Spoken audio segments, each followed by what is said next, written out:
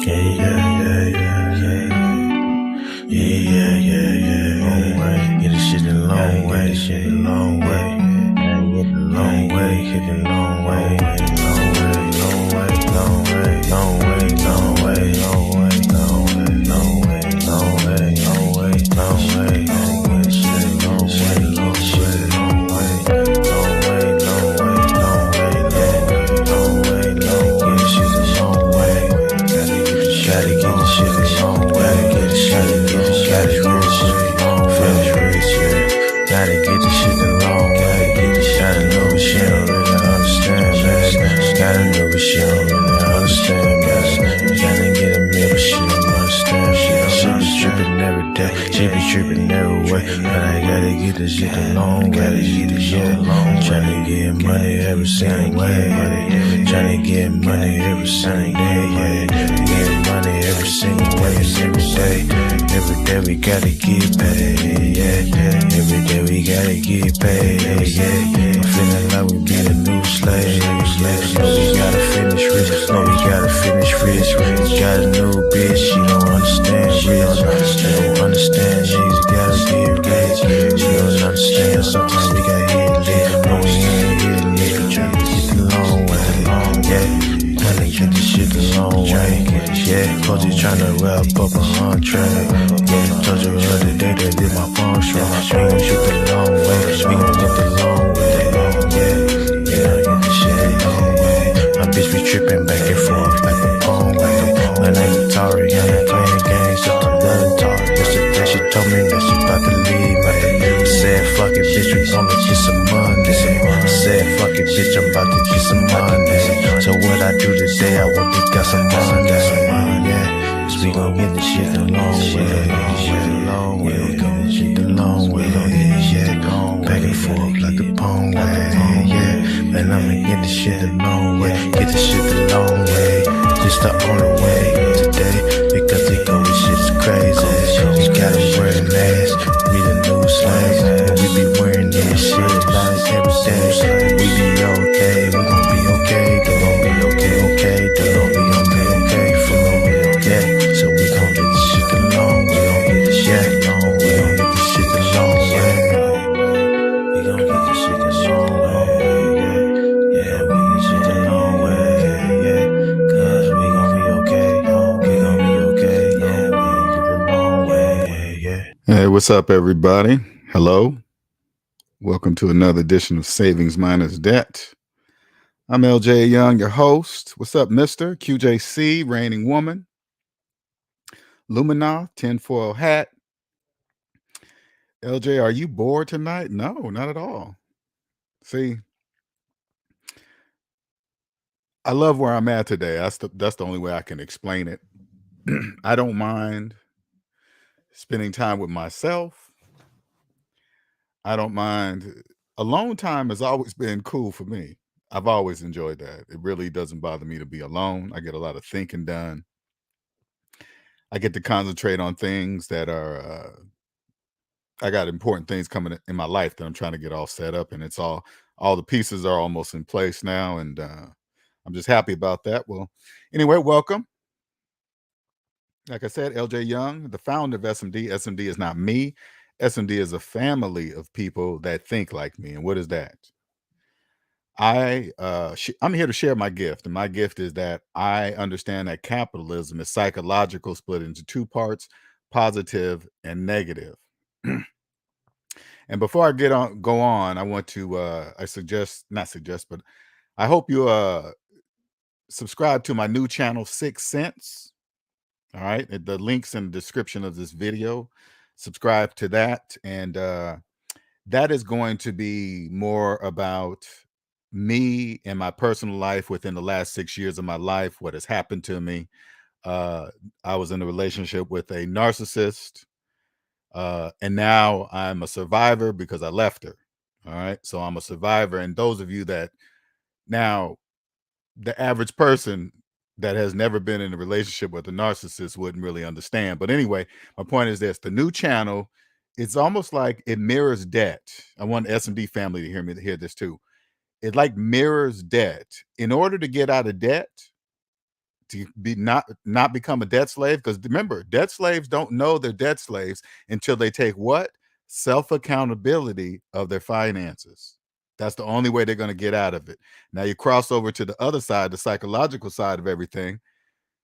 In my opinion, this is my opinion, a narcissist doesn't know they're a narcissist because they have no self accountability. Therefore, they don't even know they're narcissists. Just like debt slaves, SMD family know what I'm talking about.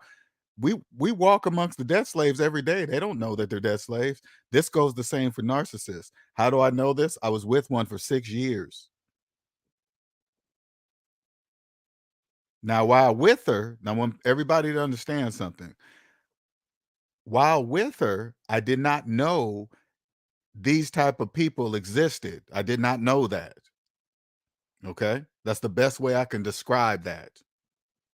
I didn't know there were people that you could be with that would do things like that. Pathological liar, cheater, emotional abuser, don't care about anything, not even their own children, nobody, nothing. I'm going to be talking about that in detail over there. And for the people out there that are narcissist survivors or are in one right now, I'm going to tell you what to do. No contact. No contact immediate. Once you leave them, there's no contact. That was the only way I escaped. I had to escape. Do you hear me? I had to escape. Anyway, links in the details. January 1st, this channel will be debuting. Anyway, so now I'm here to help people get out of debt. How do I do that? Oh, excuse me. Let me get back to the part. Capitalism is split into positive and negative. Okay. All right. People on the negative side are called debt slaves. Who are debt slaves? People that believe they can own with absolutely no money of their own. People that believe they can buy houses with mortgages. People that believe it takes 30 years to buy a house, even though it takes one day. People that believe they can buy cars with car loans. People that believe they own equity in mortgaged houses. Those are all called debt slaves. Okay. Excuse me. They don't know that they're debt slaves. Okay. They don't know. I was a debt slave for the majority of my life until I woke up around in my 40s. Found Mr. Ramsey. Mr. Ramsey says, put this calculator, take the calculator and my baby steps and get out of debt. That's what I did.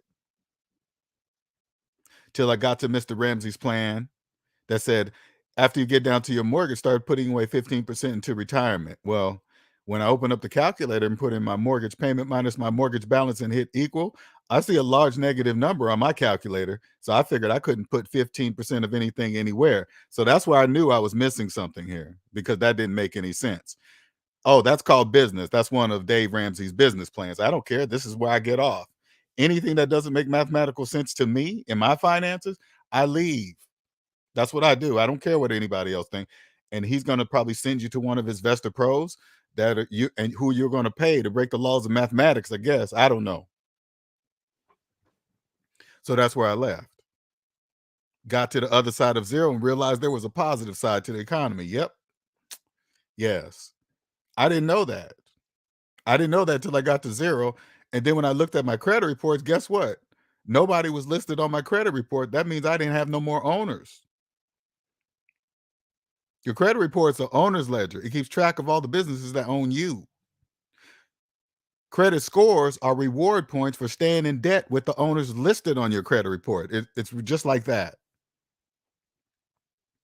Some of you guys got pages and pages and pages. When you have no debt, it's only a half a page. The rest is usually empty. My personal credit report proves that I own the business of me. That's why I'm the only one probably on the internet that has ever showed their entire credit report. Everything, the inside, all the debt stuff that you're supposed to see in there is none. That's proof. Have you ever noticed that nobody in the history of the United States of America has ever jumped into your credit report and scrambled up numbers and changed and removed it? That will never happen. Do you understand me? Never. That will never happen ever. So that's proves what my credit report. You can't cheat on that. Have you ever heard of anybody hacking that and do? You never will. That's how they keep track of all you guys. That's how, because you guys are debt slaves, which leads to the title of this video. There's 7 days in a week, and your boss owns 5. Now, I'm not here to job shame or nothing. I'm showing you something. I'm telling you guys something that I didn't see when I was in it. When I thought Saturday and Sunday were special and Friday was wonderful and whatever. Thank God it's Friday. All that stuff. That's a program. When you realize that there are 7 days in a week and your boss owns 5, maybe 6. Some of you guys probably 7. That's a clear indication that you don't own yourself. That's what that means.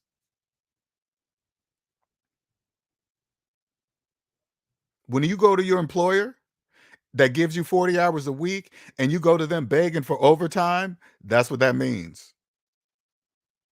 You're in the program. You have no idea when it's like you guys will be at work and then you'll oh, I got seniority to get overtime. Your seniority to work more?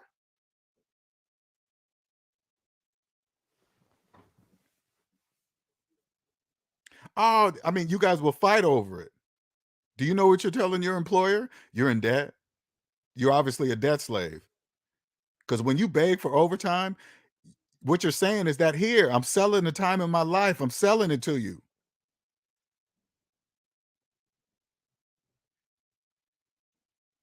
When you're in debt, listen, debt slaves. When you're in debt and you get a raise, you just go. The only thing that happens for you just go up in a higher tax bracket, and there's nothing you can do about it. But you know what you guys do? You guys go finance a more expensive car when you get a raise, and you go higher up in your tax bracket, and you cannot reduce. When you're in debt, listen, when you're in debt, you cannot reduce your tax bracket. That's impossible.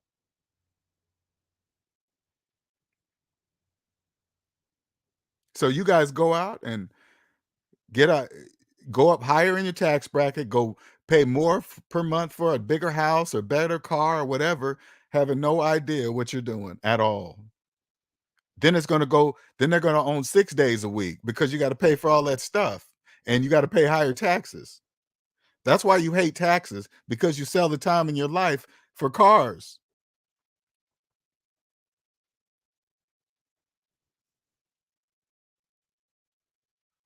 Can you imagine having I could listen, you have a mortgage and you work 6 days a week.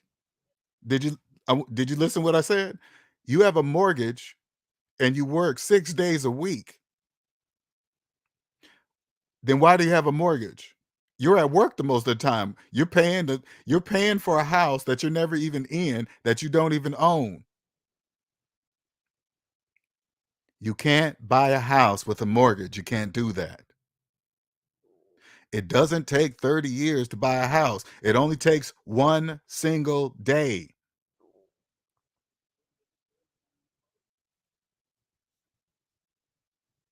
Shout out to 10 for a half for the 4.99 super chat. Thank you, sir. Much appreciated. What's up, JIM? What'd you say, Randy Woman? Oh, okay. Just checking because I know how anxious you are to do content on the 6th. Oh, yeah. But you know what, Randy?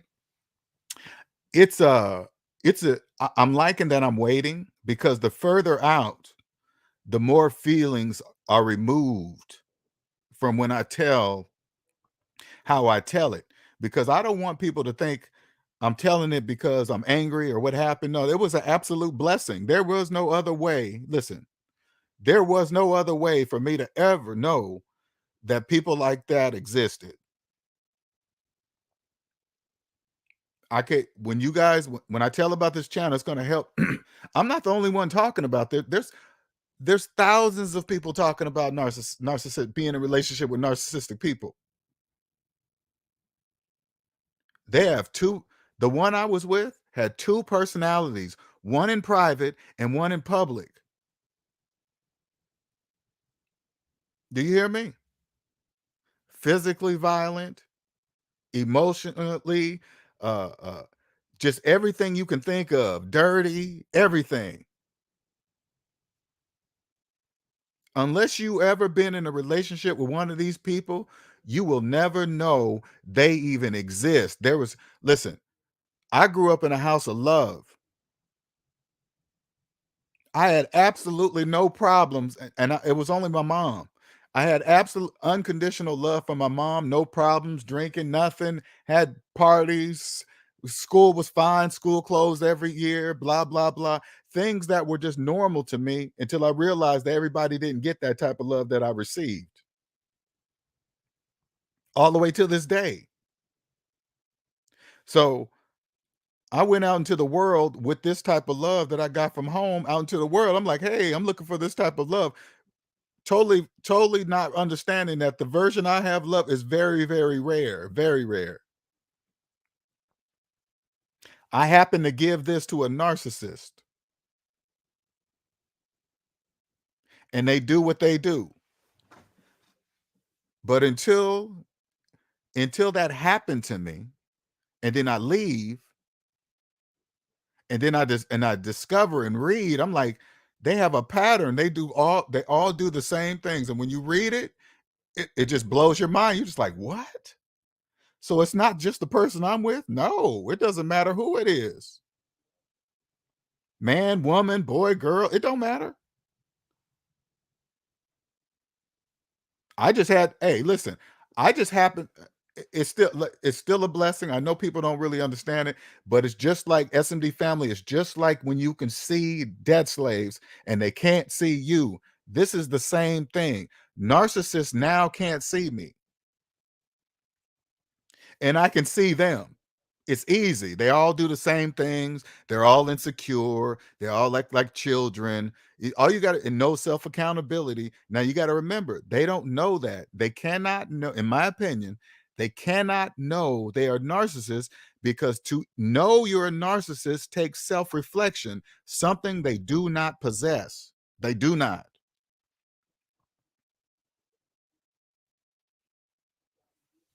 This is why it's so amazing. Like when I look at debt slaves, and I tell you guys the title of this video, 7 days of the week, five, your boss on fives. I know you got to hear me saying something, but you can't really comprehend what I'm saying. You're probably fighting with your ego. Who do you think he is? He must think he's rich or nothing. When you're not focusing on what I'm saying, there's 7 days in a week, and your boss owns five. That has nothing to do with my money, where I live, how many millions I got. Look at the week. What's up, Omanike?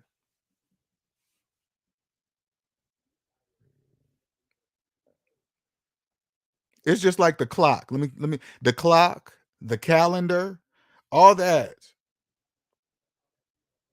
I remember I remember when I first got out of debt and I quit my job, okay? And I didn't know what time it was. I didn't know what day it was, and I didn't know what time it was, and I was feeling bad. When I first quit my job, I think I slept for like 3 months straight. Didn't wake up to 2, 3 o'clock in the afternoon for like 2 or 3 months. Till one day, okay, my body was like, what it was is my brain. My brain was like, this is the rest I needed. Once I got enough rest, all right, it was like, okay, that's it. We're gonna do some other stuff. But I didn't know what day or time or week it was, and I was feeling bad about it. Then I realized, guess what? Those are tools. The calendar's a tool. The clock is a tool. I don't need that thing on my wrist. I don't even care what time it is. I'm definitely not going to put something on my wrist that holds the time. For what? I don't even care unless I have an appointment. Now, when I was in the debt matrix, I used to hear people say, "Hey, man, you know the clock is man-made," and I was kind of listening to it, but I didn't really understand what that meant. What do you mean the clock is a tool? What are you talking about? Of course, that's how else did. Because you need to know what time you get to work, What time are your breaks? What time to get off? What time the express lanes open? What time they close? What time the other road that opens up to get, you always need to know that. When you own yourself, I don't need to know anything unless I need it. The calendar, my phone, hey man, I let my phone remember everything. I don't even want to use my brain power on anything that my phone can do.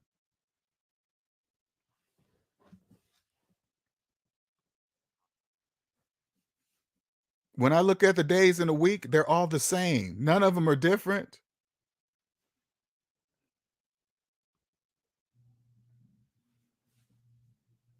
But I must warn you, if you come to SMD and you cross over, there is no going back. I'm just warning you. You can't go back. So you got to figure out how to stay here.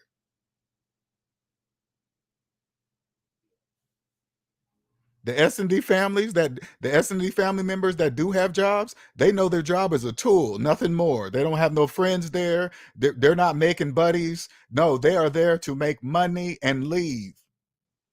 You don't get a job, and when you're debt free, a job doesn't get 1 free minute of your time at all. That's a business transaction.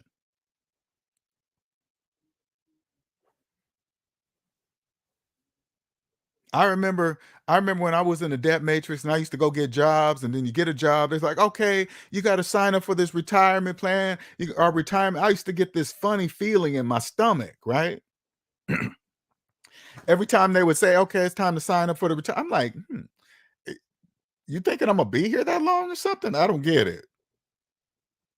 But of course, everybody around you, all the debt slaves, hey man, you better put some money in there and get a match. You put leaving you got there's hundreds and thousands of videos of people talking about if you don't get a match, if you don't get your 401k match, you're leaving money on the table. You don't have no money to put on the table to get a match, debt slaves. The next time, listen, the next time somebody at your job says, hey man, are you putting some money in to get a match? You turn to them and say, do you have a car payment? Hey, Bob, is that your new car out there? Yeah. Are you making car payments? Yeah. Don't talk to me about no 401k match while making car payments. You don't listen to people like that. You don't listen to people who make payments talk about investing. If they're making payments, that means they have not invested in themselves. You do not listen to people like that.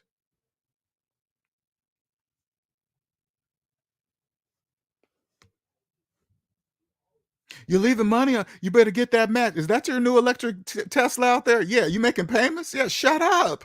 What are you talking about? You're making car payments and you trying to tell me how to invest? Are you crazy? Now, those are things that you say in your mind. You don't say it to the people. You just turn and you walk away. You do not listen to people. Payments mean they haven't invested in themselves.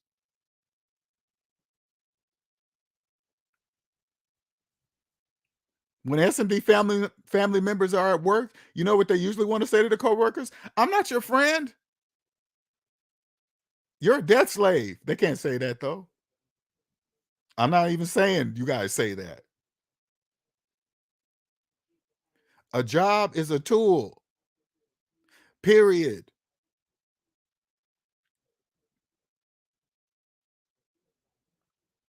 I own 7 days a week. I own 7,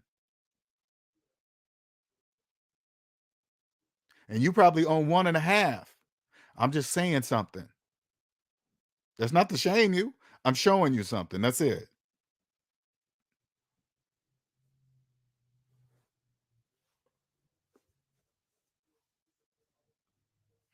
LJ, when you were in a relationship with a narcissist, did she have a hard time staying out of debt? No. See, so this is the thing about my journey. I'm debt free before I met her.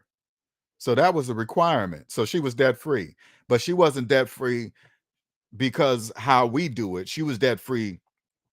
Her mom just told her don't be in debt and stuff like that. So she just happened to be not in debt. So that's what attracted to me attracted me even more to her because she was debt free. And there's not really that many women that you're going to find who's debt free. No different than a man, you know? So, because if I would have met her and she was deep in debt, we wouldn't have had a relationship at all. It would stop right there. And she was like, "Oh yeah, I got $100,000 in student loan debt." I would have been like, "What are you gonna do about that? What's your plan?" "Oh, I'm gonna have." This is an example. She didn't have that. Just an example. And a woman says, "Oh, I'm gonna make payments, or I'm gonna get a program." I'm gonna be like, "Nope, we can't be involved in."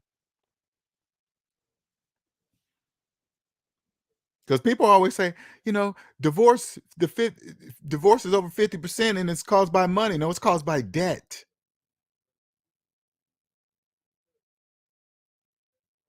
One of the causes. I just, yeah, right. They are my friends, a tool only, only. See, and when you have that attitude, people are gonna think you're assholes. Oh, don't hang around. That person's an asshole. No, it's not that.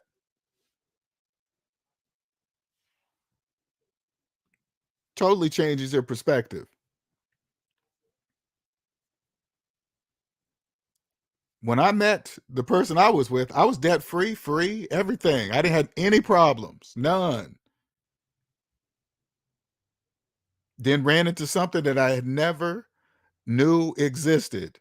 Being in a relationship with a narcissist, two personalities. You hear about it on movies. You hear it in stories. You're watching. You're like, what is that even? And then when it happens to you, you don't really understand that it's happening to you. Millions of you guys are out there with in relationships like that. Your boyfriend or your girlfriend or your spouse is one way behind closed doors and they're a different way in public. That means two personalities, people. I'm the same person behind closed doors, on the mic, in the streets. I'm not different. That didn't even wake you. Do you know that didn't even wake me up? I had never experienced that before. Never once did I take a step back and like, wait a minute. You do not show that person behind. They don't even know that person exists, do they? And then when we're out in public, I'm looking at it like, you don't even talk like that or act like that. What? But this is all going into my head. Never once did I say, wait a minute, that's two people. It's time to go. And I read the stories of people that don't get out 30, 40. Ooh, woo.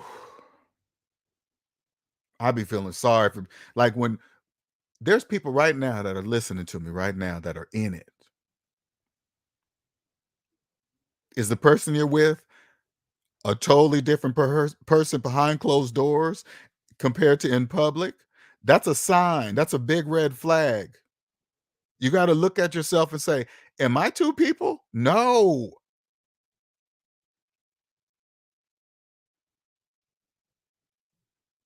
Yelling and yelling and screaming behind closed doors, but don't even come close to the out in public. You better get out of there. I had to escape. I kid you not.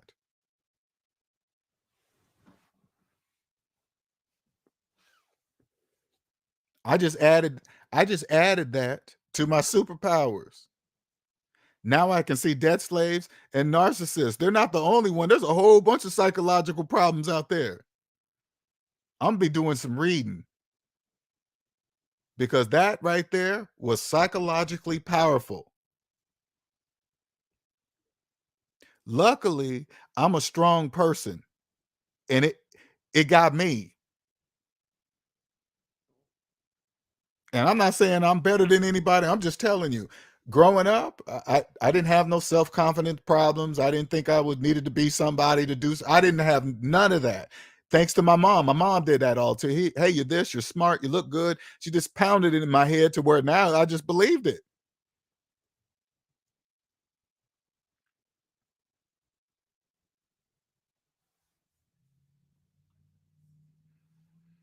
When I was a kid and somebody tried to tease me, I didn't care. What's your problem? That did not bother me at all. I'm like, "You think it's funny? What's so funny about it? I don't get it." I was never really small either, so I had a good size on me too, so that helped.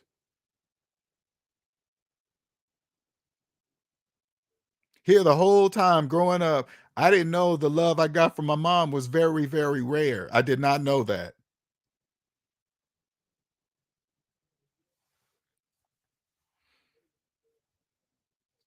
When I go out on a date, the first question Imma ask at first, are they in debt? If they're in debt, that's where it stops. We're not going anywhere else. If they happen to be no debt, and then we're going to the second part, Imma say, "Hey, how was your last relationship?" If I don't hear no self-accountability, that's red flag number 1. Question number 2, how's your relationship with your parents? That's an important question, you guys, very important. See how they feel about their parents.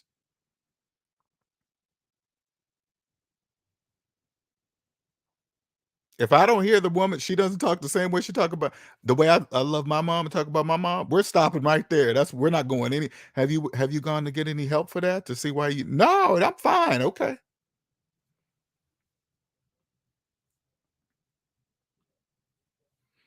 This is why I don't get when people invest in real estate and a few years later they say they are a property millionaire, but all the properties they purchased were all bought by debt and mortgage. Well, that's what I mean, Aaron. It's psychological. When people say that, they don't know what they're saying. They don't know that they're saying something that's not mathematically true. If they did, they wouldn't say it. Hey, I'm a millionaire. No, you're the manager of the properties and you're paying for the privilege. Just like when people say, "Oh, I bought this investment property. I put a renter in it. Now I'm positive cash flow $2,000 a month." Did you buy that? Did you buy it in cash? Because the only person that would instantly profit like that is somebody that bought a rental property in cash and then put a renter in it and profited whatever $2,000 a month. That's what that is. Not if you buy it with a mortgage. There are debt slaves on the business side and the personal side, people. None of this could exist without them. I want you guys to clearly understand this. None of this would exist. This is why their boss owns 5 and there's 7 days in a week and they only have 2 maybe. Say like you work a straight Monday through Friday, okay, 40 hours a week. Your only day off is really Saturday. Cause soon as Sunday come, your mind is already getting ready for work. You're not even at home anymore. Soon as it starts getting late Sunday, you're getting ready. Work is on your brain. That's not time off. All the houses combined may be worth millions, but that millions ain't in their bank account. No. When you hear when you hear people talk like that, you ask them, "Do you have mortgages on those properties?" And if they tell you yes, whatever money that they told you, that's the bank's money. That's the bank's houses. Oh, that house is worth 800,000. Yeah, for the bank.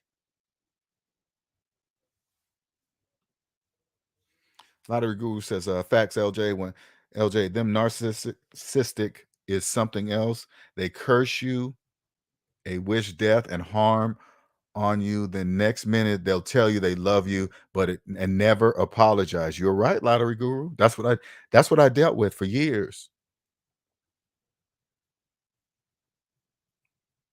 When you don't know that narcissistic people exist, you just you don't know how to handle that stuff. It just doesn't make it's like, how come you never say sorry? I don't get it. I would catch her red-handed cheating. Still didn't apologize, still didn't no self-accountability, nothing, nothing. I remember I remember I was by her bedside during a recovery of a life-threatening operation. I'm on her bedside. Grab her phone, see that she had been chit-chatting with another man and all this other stuff. I show it to her. You know what she said to me? "Why you bring this to me while I'm trying to recover in the hospital?"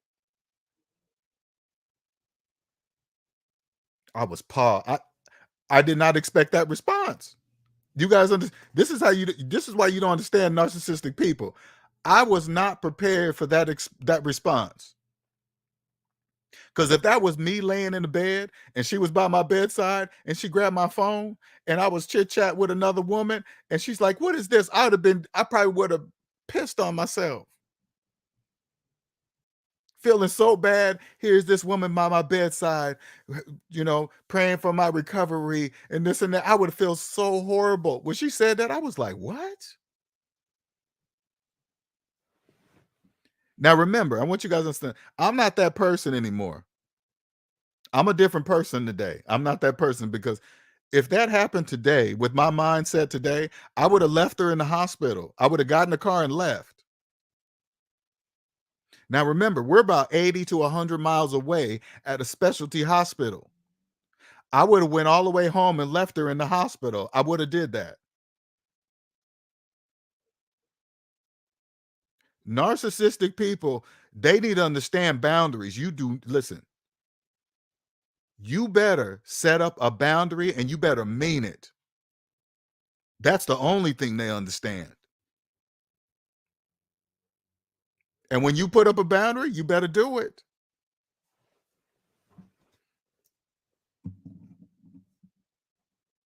That was crazy, man. When I think back at moments when who I am today and I think about moments back then, oh man, hell no.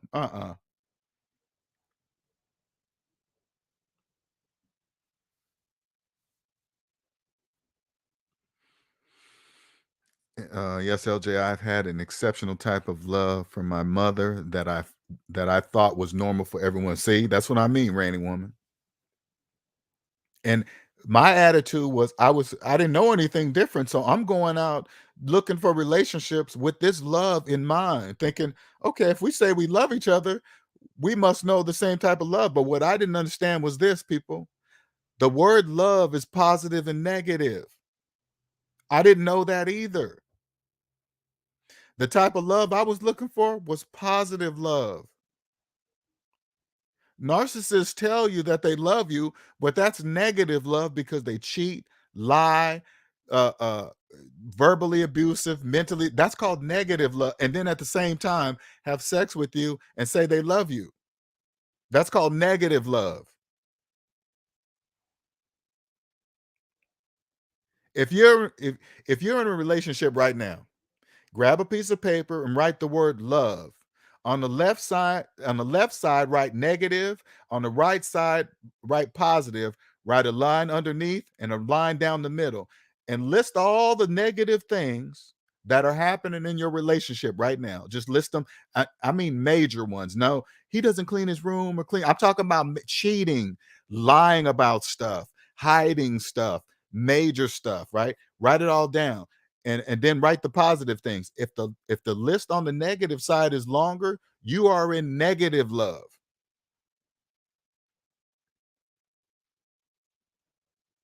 Now, when you do this, this is going to be the hard part because you might be trauma bonded. You might be, you might be their main supply. Because when you're probably thinking, well, what is trauma bond? Because when you're in it, you don't really understand. So let me tell you how I can tell you and get through the narcissistic fog in Narc's world. If you're staying with the person that's cheating on you, yes,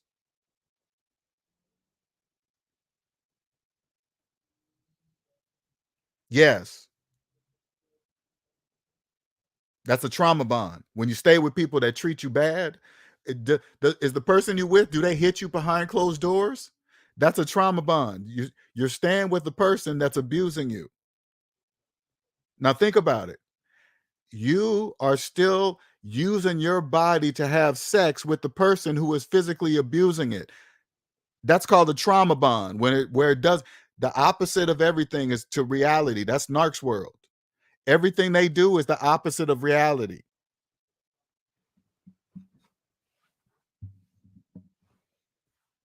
Now, if you're a person here, I'm gonna talk to you, another person in there. If you're staying because you have a business together, or you have a house together, or you have something together, they're using that against you. You have to let it all go. Let it all go. Narcissists take what you love and then use it against you, even themselves. They'll use their own kids against you.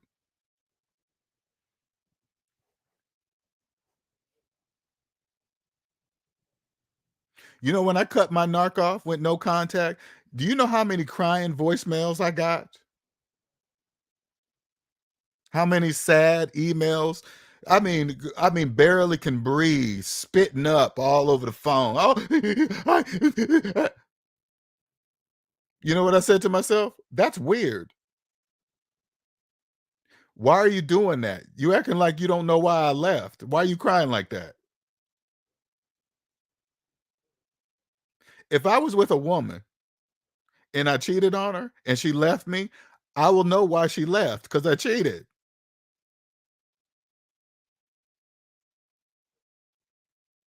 That's how you know you're with a narcissistic person. They do horrible things to you and you leave them and they start crying. Why are they crying?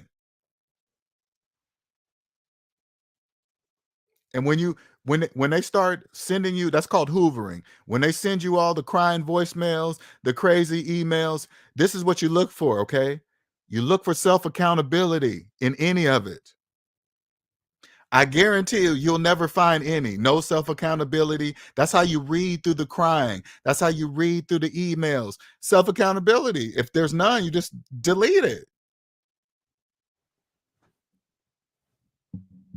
You think, listen, if I didn't experience that personally, there is no way I would have been able to tell you what I'm telling you guys today.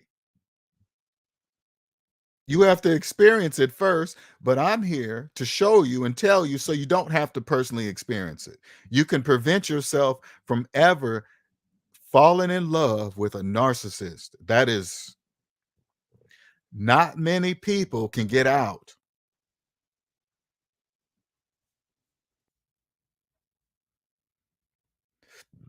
Oh, excuse me. LJ, how do you get out of a mortgage contract with someone you were dating? I'm asking for a real good friend of mine. He is in the situation. How do you get out a mortgage contract? Phew. Mm. That sounds like bad news right there. That means if they got a mortgage, that means they both didn't have any money to get the house. One of them's gonna, I mean, they're gonna have to refinance it and put it in one of the person's names, or they're gonna have to walk away from it. It counts on, it really counts on just their situation, their financial situation. Is that, let me tell you something with my situation. I didn't realize the piece I was missing by leaving. I was sacrificing my peace for stuff. Because you guys got to remember, the narcissists don't care about nothing. And here I was hanging on to the successful business we had where we lived at certain situations. They don't care about none of that, obviously. She didn't care. She was cheating.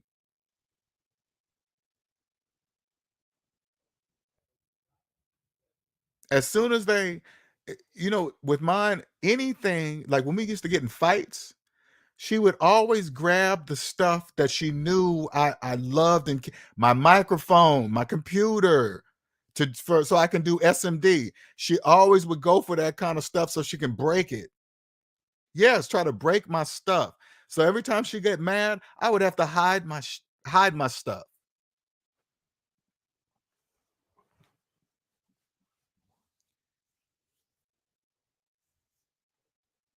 Here's another little warning for the people that are in it. Have you ever tried to sit down, when you sit down with your partner, and you try to have a serious conversation and they act like a 10-year-old child, you're probably with a narcissist. They act like 10-year-old insecure children. Again, when you're in it, you don't really comprehend that, "Wait a minute, you're acting like a child. I'm out of here." I always go back if I go back and put myself who I am today back to myself back then, I would have just walked out. I have to tell you to be still to have a conversation? I'm not staying here. Are you crazy?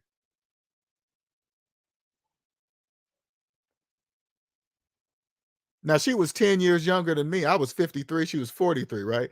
And every time we get in a fight, she used to always say, "Oh my God, you're acting like this and you're 53 years old." I used to turn to her and say, "Why do you keep saying my age? I don't get why you keep saying that? You're 53 and this." There you go, saying it again. Why are you saying that? I don't get it. Oh, then now that I'm out, I'm like, "Oh, she must have thought I was an insecure person and thought I was old or something." And I'm thinking, no, I don't think like that. Are you crazy? I used to tell that to, why do you keep saying that? It didn't make any sense. Because they are insecure children. Are they messing with their phone as you're trying to have a serious conversation as adults? You probably with one. I promise you. It was horrible. Absolutely horrible. What's up, Robert?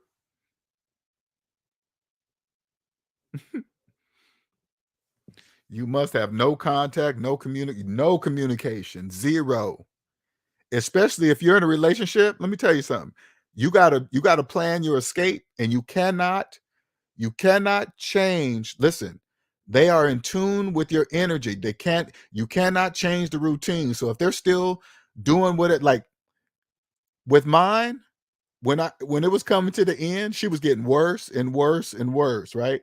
But I had to act like, "Oh, hey, why don't you call me? This and that. How come you're not texting me?" Because if I don't ask anymore, she's gonna be like, "Hey, how come you're not on me like that?" or whatever, right? You gotta leave them unexpectedly. You have to. They cannot know. It's the weirdest. They want to treat you like garbage. She wanted to treat me like garbage, but didn't want to let me go. Block the doors, crawl on the floor, grab my leg. "Oh my God, I can't do it without you, Linnell." I'm like, then why you keep doing that dumb shit, And as soon as I would say, "Okay, I must stay," it was like a light switch. She would switch back to like everything was normal. I was like, well, okay, wait a minute. I did say okay, but I didn't mean everything was back to normal. We got to talk about that. Guess what? Never happened. These are warning signs for you guys. And the energy transfer during sex with a narcissist, it's insane. You're right. You are right, reigning woman. But you don't know it's insane until afterwards when it makes you sense makes sense. Makes sense to you. That is so true. That is, man.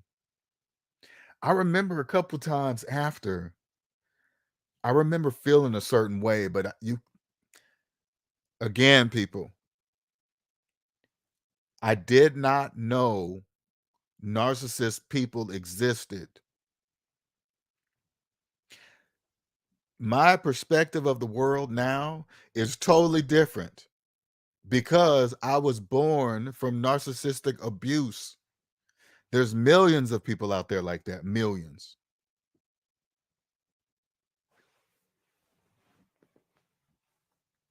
Listen, always depressed. She was always depressed, laying in the room, sunny day, curtains closed, depressed up in the room. I'm like, why are you depressed? No answer, no reason why, nothing.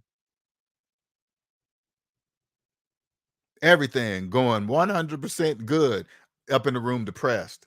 That's a warning sign, people. You got to get out of there. I'm glad the only relationship I have is with myself. Me too. I love myself. I have no problem being alone. It's peaceful. I used to always like, man, I'm going back to Seattle where it's raining and it's always sunny in South Carolina. But I'm thinking I'm gonna have my peace. And do you know it doesn't even matter the weather here up in Washington? I don't even care. I don't even care. I have my peace. Sometimes I wonder, I'm like, when I came on the scene with her, I wonder what the guys before me saw pictures of me. They're probably looking at it like, damn, that dude don't even know.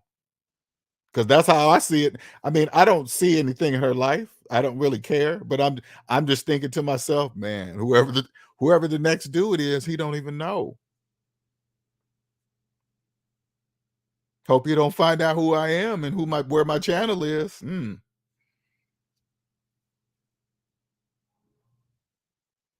He don't even know. They don't listen. They don't apologize for nothing. The dead giveaway. If you are with a person that has no self-reflection, no self-accountability for anything they do wrong, that's the biggest red flag ever.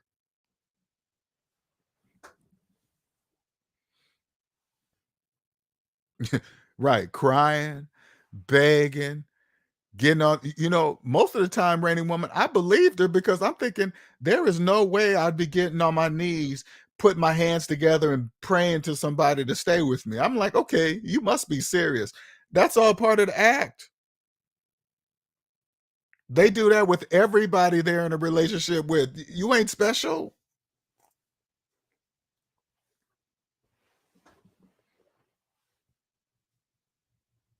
What's up, Andre? Do you know I have to delete every single picture we have together because it was all fake. Do you guys understand that? None of it existed.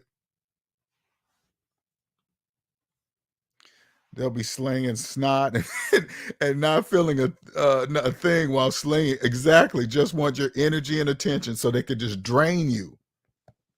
And as soon as you say okay, they turn it off like a light switch.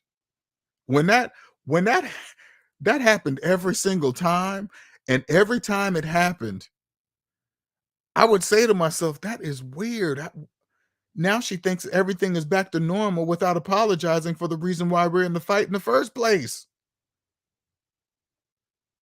Oh, it's so crazy, man. It's just bananas. LJ, were you scared to go to sleep sometime at night knowing what kind of mindset your ex had? Well, you got to remember this, QJC. I did not know I was with a person like that. So I wasn't, the last thing I'm thinking is somebody that would harm me. Right? I'm just thinking, okay, because you got to remember when you're with them and you don't know about narcissists, you just think it's that person. You just think it's them. Of course, you think that's them because you're in love with them, you're having sex with them, everything is psychological, everything is with them. So your sole focus is them. Do when I think about it now, yeah, I'm like, there's no way I'd fall asleep with her in the same bedroom, the same house.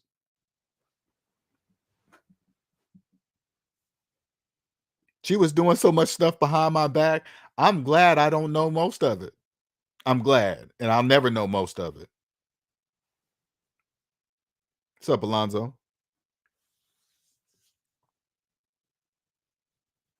She used to go. Sometimes she would go, "Oh, we would talk about breaking up the 50,000th time, right?" And she's like, "Well, I just got to go back and get a job." I'm thinking, "Are you crazy? I'm not going back and get a job. I'm running this business by myself if I have to." You're gonna be doing that by yourself. I'm not going back to a job. Are you crazy?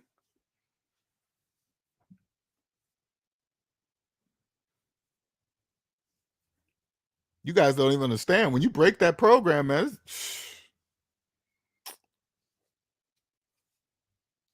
I don't trip on traffic. I'm only in it for 5, 10 minutes a day.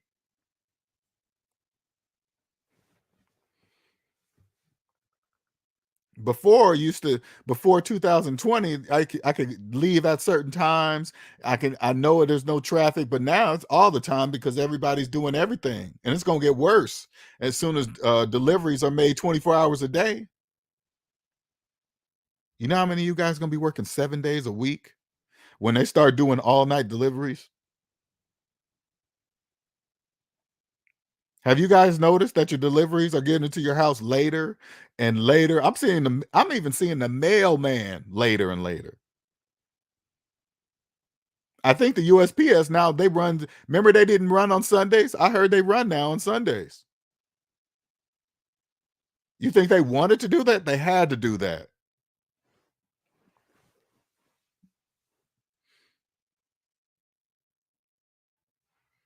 Seven days a week. And listen, and you're married and you got kids. And of course that listen, that's how affairs happen, divorces happen. You're not even together.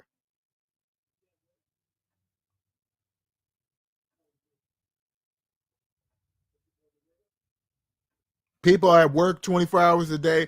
Next thing you know, they're having an affair with somebody. Listen, that's why they're attracted to each other. Because they're like, say, like there are two people that start having an affair at work because they're always there. That's why they're attracted to each other because they're always at work because they're in debt. Oh, my husband doesn't understand me. My wife doesn't understand me. Whatever. You guys all say the same things. Say, like I had a job right now. I had a job. And a woman comes to me and she starts telling me about her marital problems, how her husband's not giving her good sex and all this other stuff. I'll be like, you need to stop talking to me. That's what I would say. Why are you telling me those problems? Because let me, so men could understand this. The only reason why a woman would do that is this: is if she's attracted to you. A woman is not going to share that information with a man that she doesn't want to have sex with. But I would turn to and say, hey, that's inappropriate. Don't talk to me about that. I don't get involved in that kind of stuff. That's a perspective of the world. I know there's a lot of groups and channels around here. Women fuck around, men fuck around, don't trust no. That's a perspective. That's not true for everybody. There's people like me that don't do that.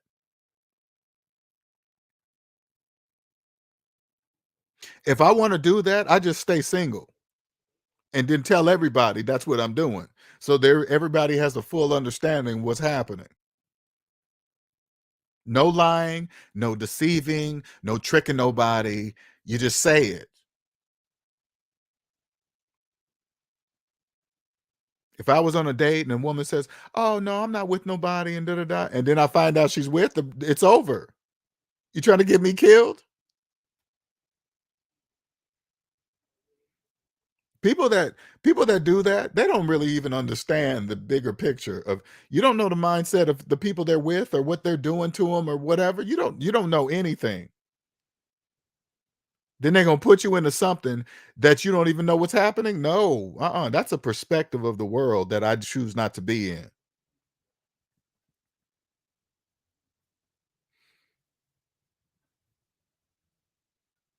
I have no idea how many men were doing my woman behind my back, but they knew who I was, but I didn't know who they were.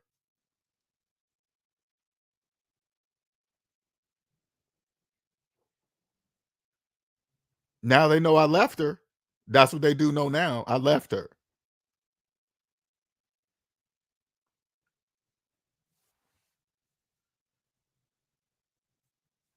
7 days in a week, and your boss owns 5. Deep in debt, can't reduce your tax bracket, talking about investing, get on the internet, YouTube, everybody's telling you how to get rich.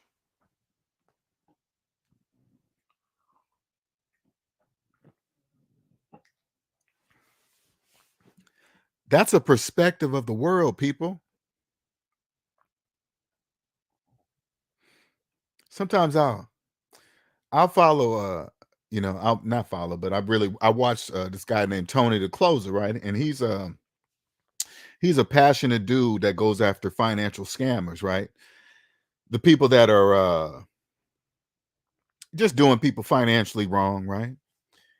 And then they're on this dude. the radio host, Breakfast Club, and some other guy, right?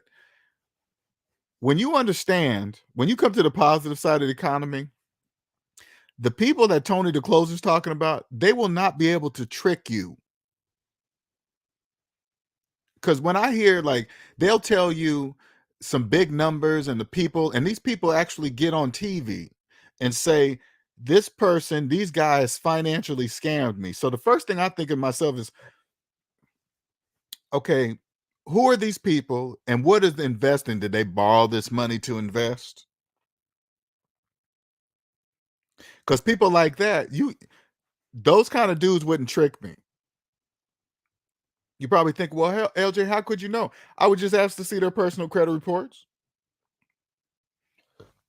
If a guy came to me and said, hey, man, can you invest $300,000 in some real estate? You can get a 40% profit. The first thing I'm going to say is, let me see your personal credit report. They're going to be like, well, what do you mean? I got to see if you invested in yourself. Your personal credit report, if this is you, right? You're telling people to invest and you're out there doing this. I would ask to see your personal credit report because it's going to show me if you've invested in yourself or not. It's going to show me if you've invested in yourself.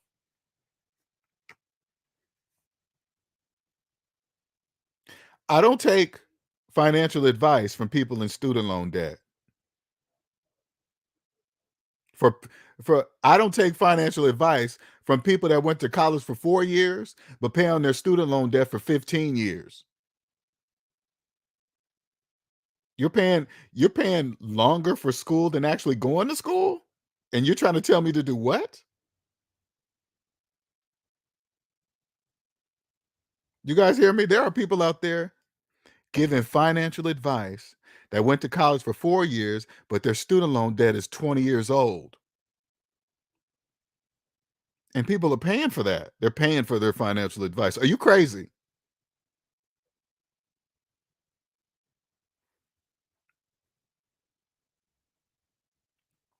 I'm telling you, you walk into their office and look on the wall, because that's where they usually hold their piece of paper of their diploma, what school they went to. All that is an advertisement of the college, okay?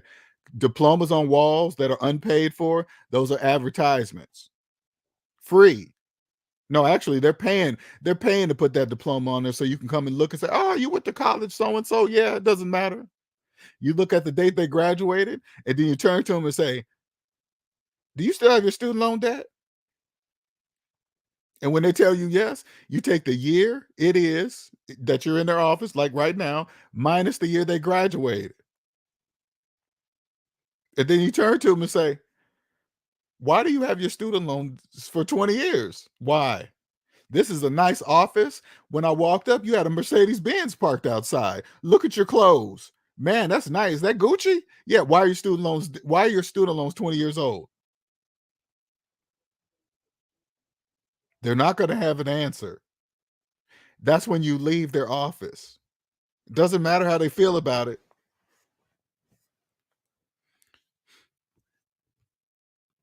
She was a narcissist, Omanike. That's a disorder. I needed for me to see him, I had to experience it. Think about it. There was really no other way for me to see a narcissist. I mean, I don't think so, at least. To the average person, it just looks like oh, it's just a relationship that didn't work out and they broke it. Normal, listen, there are normal people in normal relationships and the relationships don't work out. They depart peacefully. They could, hey, this is yours. Yeah, that's mine. Okay, I'll come get my stuff. No courts needed, no extramarital affairs, no arguing and fighting. Do you know there are people that break up peacefully? Those are normal functioning adults. Come to the conclusion, yeah, you're right. This not working out. So I wish the best for you. Okay, see you later.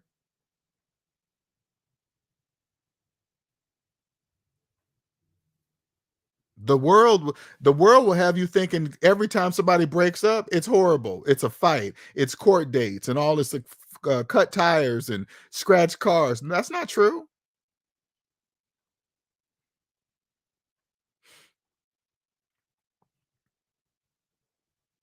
My mindset, you can have everything. I'm leaving.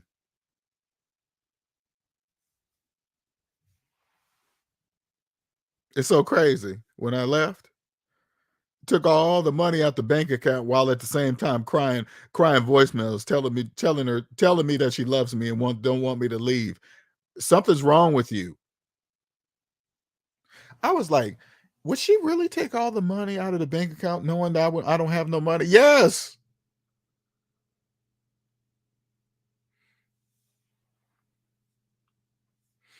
When it comes to real estate on YouTube, I really don't take it seriously because 90% of people who are talking about real estate is doing it with the bank's money. Exactly.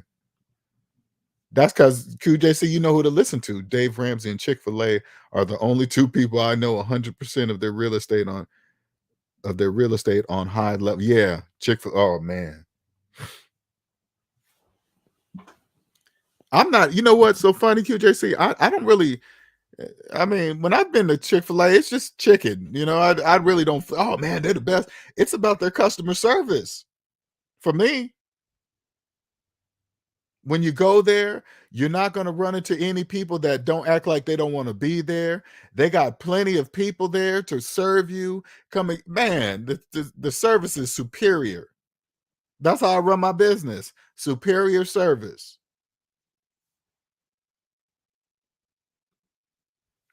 Me and my ex was banned parted peacefully. See, that's what I'm talking about.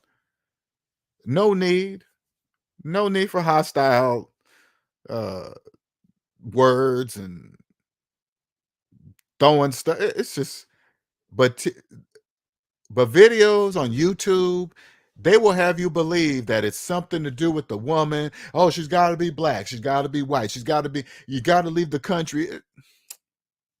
People are so wrong. So wrong. In order to find somebody, you got to go to another part of the world. Come on, man. That is so dumb. I'm not surprised she took all the it. You know what, Omanika, it's like this.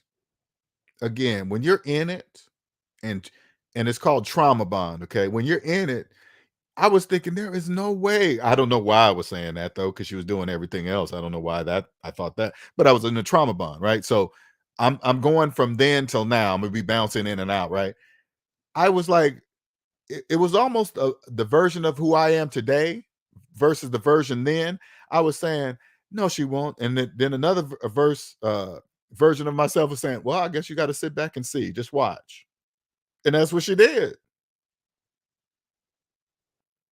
while sending me crying voicemails, emails. Please, can I have 30 minutes of your time? Please, just to talk. And I promise I won't, but no.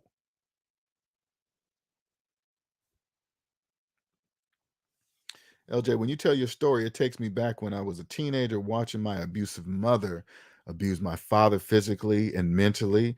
And I saw this shit growing up. See, and I'm glad you said that, Lottery Guru. I remember she has he's 10 now. She was starting to, and she had an older son, but he had moved out for the last few years. He got his own place in his 20s, right? Now, when the young one was home, she would she would contain herself more. She would still yell and scream, but she would contain herself physically when he was home. Okay. So I felt more comfortable when he was there because she would contain herself. But then at one point she broke character and put her hands on me in front of him. And then that's when I knew I had to get out of there because I wanted to make sure he knew that I left when he saw that. Yeah, I saw, I want him to grow up and realize, oh yeah, I saw my mom putting my hands on Linnell and I didn't see him again. Wow, she clean out the business bank account. Now, we had separate personal accounts, but we had this business together where all the money, that's the source of our income, is that business. And so we both had access to that account. But her account, because we had went with I was out of town, so she was already at this particular bank, and I said, okay, we might as well get a business account there. It'll be the easiest to get there. And so that means her personal account was hooked to the business account while mine was outside. So it would take for in order for me to transfer some money, it took some days to get to my account. So it was instant for her. So, but as far as the business goes, we split the machines. We actually split. I got my stuff. I don't want to make sure everything is not bad. I find this is the weird thing. Okay, she treated me horribly through the whole relationship, but once I went no contact and cut her completely off, no only communication was email because I had to get my stuff.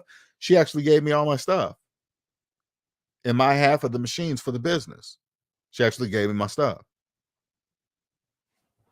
You're probably thinking, well, how'd that happen? I put up a boundary and I stuck with it. I said, I'm leaving you and I'm never coming back. You guys got to understand something. Those are 10-year-old children. That's why the crying voice, the sobby emails, they're children. When you put up that boundary, one or two things going to happen. You're going to leave, or they're not going to change though.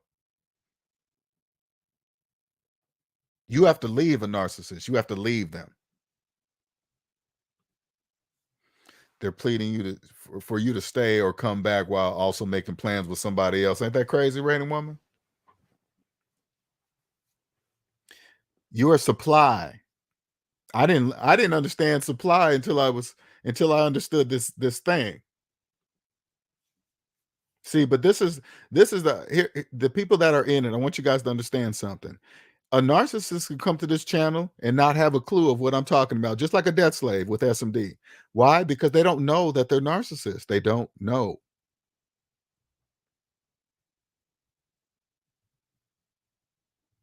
No self accountability. They don't really understand supply and trauma bond. They go both ways. I was considered what's called main supply. I provided her life and everything. We did it together, really, but I was doing the majority of it.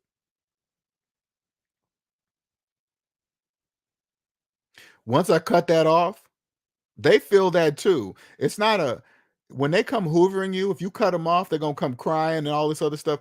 It's not because they love you. It's because of the supply. They're not getting it from you anymore. The trauma bond is broke because it goes both ways.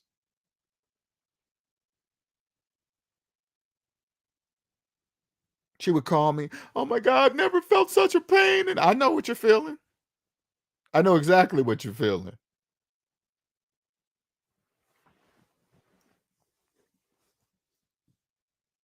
Hang right up, go talk to the other people. That's what they do. They can't be by themselves.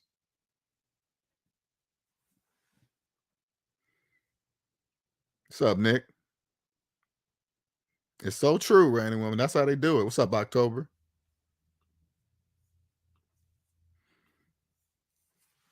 As you guys can see, I'm transitioning more over there, man. I got so much, man. You know how many people I'm gonna reach because millions of people are in these relationships. They just can't tell nobody. That was me. That was me. I couldn't tell nobody. I was in the living hell. Couldn't tell nobody. I had nobody down there. I didn't the place I lived shared with her. It was in her name. She had me surrounded until I left. I'm like, she really believes that. Now remember, you guys got to understand, a narcissist, they really believe they own you.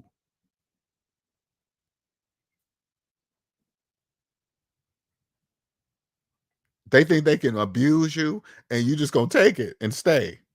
Now, don't get me wrong, just like lottery guru was talking about,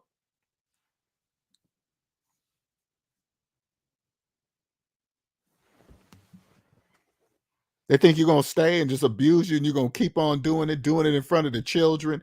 And people say just like this, oh, I'm not gonna divorce, I'm gonna stay for the children. Do you think your children are not seeing what you're seeing?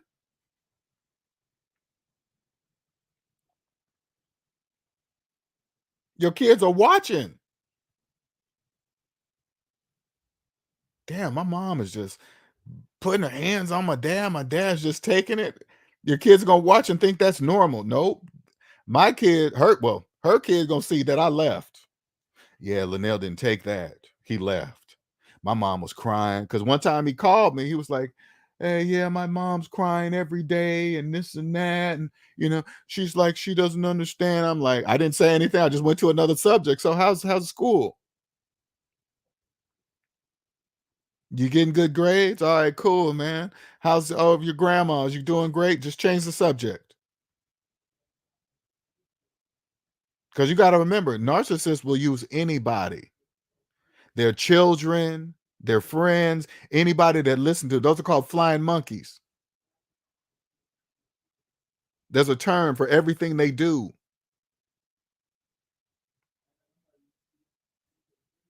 Crazy.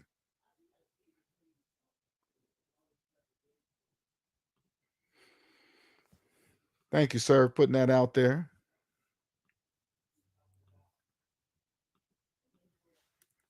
Man, SMD was my only outlet. That was SMD was my only escape in that living hell. She tried to stop me from doing that. Why you make so many videos? Why are you worried about it?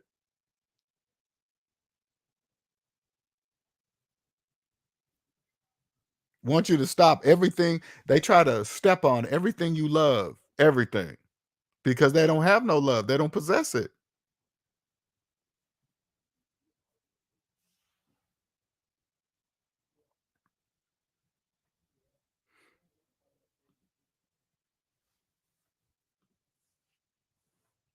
I'm excited for the new channel. Coming across a lot of videos, helping me understand it more.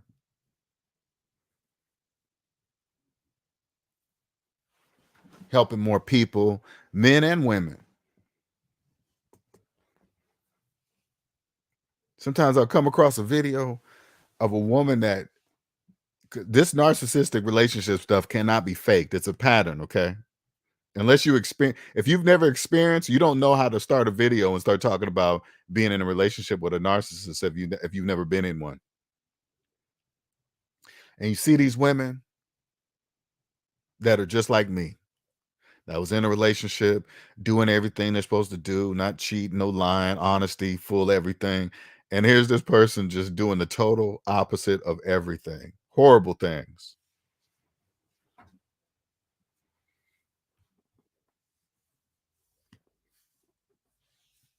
Horrible things.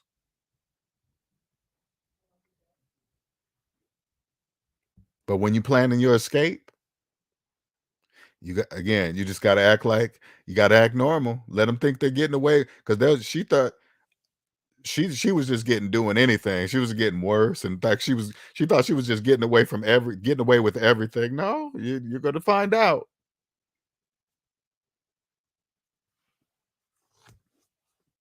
You got to leave them. My whole life, I was manipulated to hate my father. See when I hear that shit? But as I gotten older and came to my senses, I had to apologize to my father for not speaking to him for 3 years because I was manipulated. It's sad. And that's another thing I love about my mom. She didn't hold me back from my dad. Here's his number. You can call him. He can call you. She never talked bad about him. Even though he treated my mom like crap physically, she left him just like I did. She's like, "I love your dad, but I left him." But she never talked negative about him to me, ever. He could call me, I could call him anytime I wanted, anytime, because he lived in another state after they broke up. He moved back home. My mom did not tolerate that. He was out of here. I'm sure she gave him a whole bunch of chances too. When I think about my dad, he was clearly a narcissist, clearly. Clearly. The things he did, follow with the woman I'm with, physically, liar, cheater.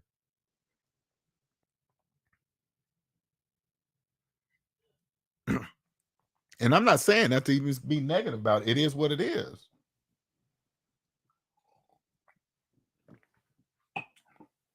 But you know what I did? I went back into my dad's history about his parents. And then when I found out about his mom, my grandmother, who I never met, I kind of understood my dad more because I had a close relationship. His dad, my grandfather. I used to say, talk to my grand. I said, Papa, why do you put up with my dad? Because my dad was just acting up bad, and my grandfather still be there for him. He's like, yeah, you just don't, he didn't tell me, but he was always acting like there was something I didn't know, and there was something that I didn't know between him and his mom.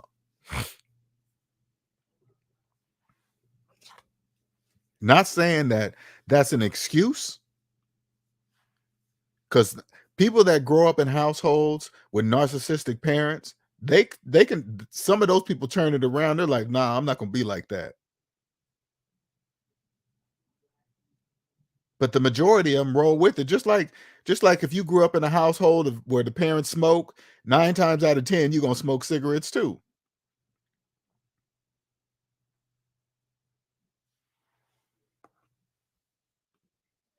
Oh yeah. Oh yeah. Oh yeah. She came up here a couple times, meet my parents, meet my mom, not my parents, but my mom. It was weird though. It was a weird experience because when I went to go see her family, I would interact with the family, sit out in the living room, talk, laugh, joke around with the you know what she did when she came here? Came back in the room and just sat in the back of the room. If I would leave to go to the store, she wouldn't get up, and my mom would be out in the living room. She wouldn't get up, go out, sit out in the living room, talk, get to know her. She would just sit back in the room on the phone. I'm like, when I go to your family's house, I don't do that. I sit out. I don't sit up in the room. I come out here and interact with them. You think she cared? Nope. That's what they do.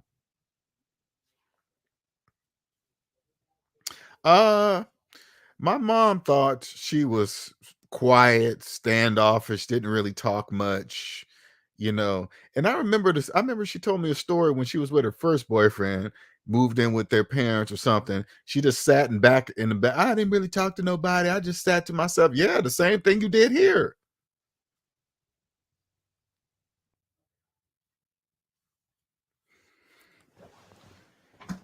But you got to remember too, narcissists, they lie a lot. Okay, they do. They lie so much. Oh man, I don't know. I don't really think about it no more. I used to think about it a lot, but I don't really think about it. I'm sure that I never knew who the person she was or is or whatever that is. Because she had two personalities behind closed doors out in public. So there right there should have told me something right there. So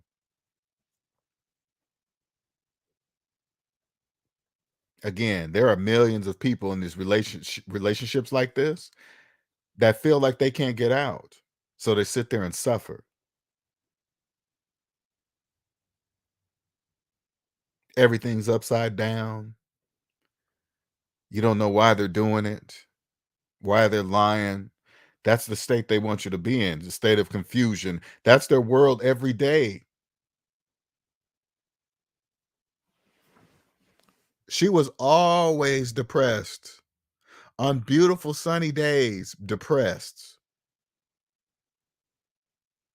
That's how they live.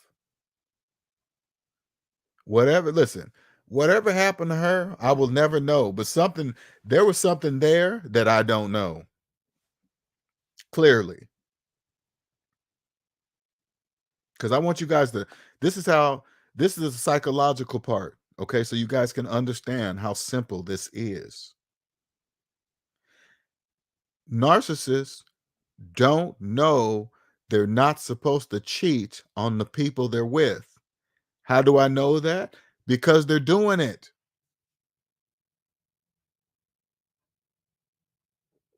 Narcissists do not know they're not supposed to hit you. You know why? Because they're doing it. I've never hit a woman.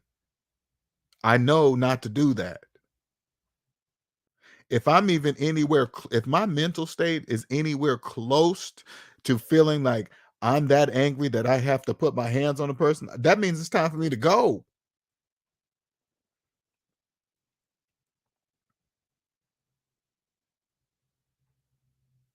This is a this experience is a blessing. I'm a different man. I'm a totally listen, I'm the same guy, but no more.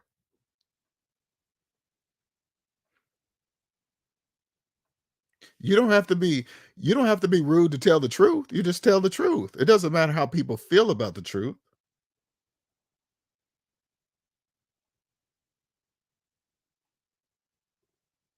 You just say what you want out of life. And you say what you don't. You just say it. And then if the person you're saying it to doesn't hear it, that's when you got to put action into place. Now, the average normal person, you could just tell them, hey, that made me feel this way. Please don't do that. Don't say that. And they go, oh man, I didn't know. Okay, I'm sorry. I won't do that no more. And they mean it. A narcissist, if you tell a narcissist a word or something they said hurt you, then they'll take it and then they'll use it and then they'll really say it because you told they think the opposite. They use it as a weapon instead of respecting what you said. That's when you got to turn to a narcissist and say, "Didn't I tell you not to say that? I told you that, right?"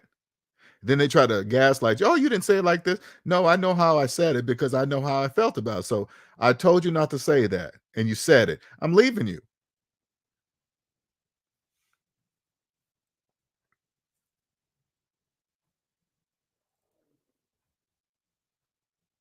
When you're debt free, combined with this information, life is free.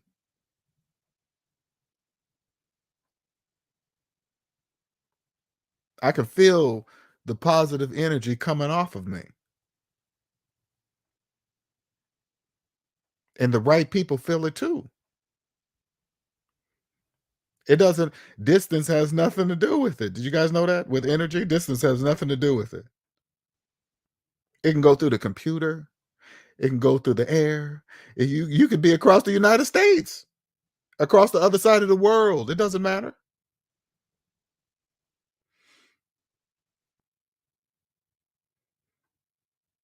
Everywhere I go, people are looking at me like, who is that guy? I'm just a regular person. I know what they're feeling, my energy. Fears, false evidence appearing real psychologically. I was living in it. Now I'm not, and never will again. That will never, listen, that will never happen to me again, ever. I don't even want people like that in my life. She was like, hey, maybe we can be friends or we can still partner up to do business like that. Are you crazy? I don't want you to even near me. I don't want you part of nothing I am.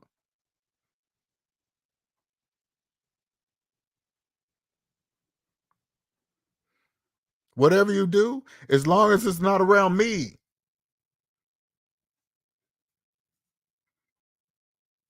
No different. SMD family, no different than debt slaves. You don't want to be around debt slaves. Always talking negative, talking about their bills and their problems. You don't want to be around that.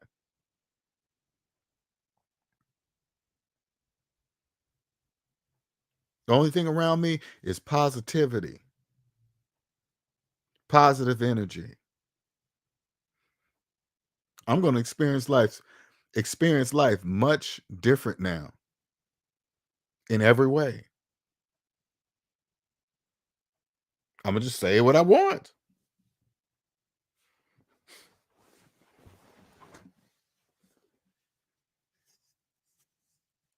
Talk about everything. Can you imagine? Just, you know, you're out on you going on dates now, you're free, like, say, like, you're in this you know about you experience this narcissistic stuff, you're debt free, and now you're going out on a date, you know what to listen for, you know what to you know the red flags of everything now, pretty much, and actually sit down there and say, like, you come across a person that you could just sit there and talk about everything. Here you are attracted to each other, blah, blah, blah, and you start talking, you talk about everything.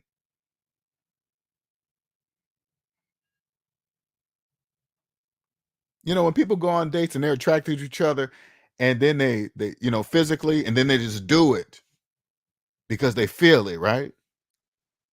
Have you ever talked about it before actually doing it? Your likes, your dislikes. Nobody, I've never done that in my life. Just go straight into it. That'd be mixing up stuff, mixing up feelings and all this other stuff.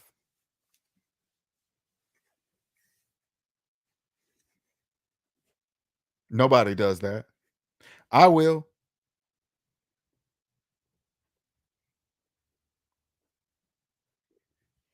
Life is much different for me now. And now I'm just here, especially on the debt side. Now I'm just here to kind of just leave these videos up here to help the people that might come across some years from now because they will never be old. Why? Because math never gets old.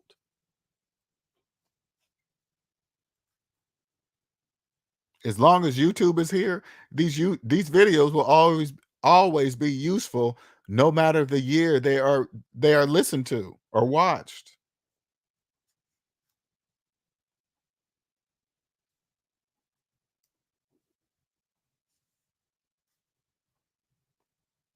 I will produce content that never gets old. Same thing with narcissists. You think narcissists were here before I was born? Of course.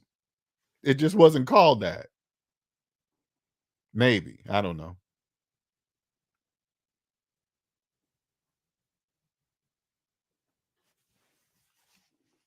How long have I been on here? Hour and 30 minutes.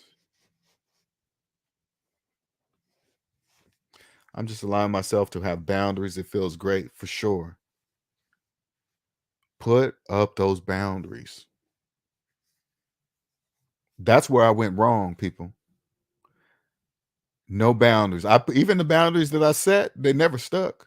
Never stuck. I didn't enforce them. Once somebody runs all over your boundaries, they're running all over you. It was so crazy. Let me tell you guys something. In every other aspect of my life, I've always had boundaries. Nobody mess with me. I just set them. You don't like them, all right. But when it came to setting boundaries in relationships, I had a problem doing that. Not anymore.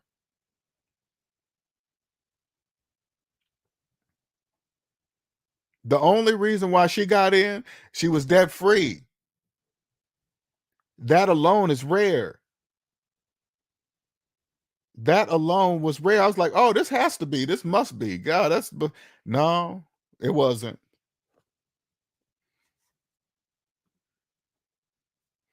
I can never be involved. Oh, shout out to Doreen Howard, Mingo. Welcome. I can never be involved with debt slaves. I can't take that chance of getting a debt slave pregnant. Exactly. I try to tell people that, as a man growing up, you think you're just supposed to go out there and get what you're supposed to get like you're hunting or something. That is not true. I remember when I was young, let me tell you something. This kind of when I was younger, when I was 20s, we're out there, we're being men or whatever, right? And maybe one of my boys got some from some woman or whatever, right? And I'd be like, "Hey man, did she get hers?" They would turn to me and say, "I don't know." I would say, "You don't know? You don't." To me, in my mind, I'm like, "You don't care to know?" Wait, excuse me. "Oh, I got mine." I'm like, "But did she get hers?" "I don't know." "How come you don't want to know?" "I want to know." But for guys that was trained that like just get yours and that's it. Doesn't matter. Yes, it does. I guess it counts on what type of experience that you want. I know the kind I like. But obviously it was the opposite of most. Congratulations to the conscious debt slaves in the future that comes across the content. Oh yeah, I like that. Thank you, October. They gonna come across this video and they gonna read October's comment. They're gonna be like, how do you know that? How do you know to say that to us? Because everybody has to get here. You got it. There is no other way. You can't go this. You can't go no other way. I'm gonna leave that there for a second. So when they come across October's statement 10 years from now, they'll be like, how do you know the right to write that? You are very welcome, Doreen. Welcome. Lottery Guru says, LJ, thank God you left, because God forbid if you were still with that person, you could have developed a mental health problem. Lottery Guru, let me tell you something. I am a strong mental person, but I had to ask God to get me out of that situation. I had to have God, because that was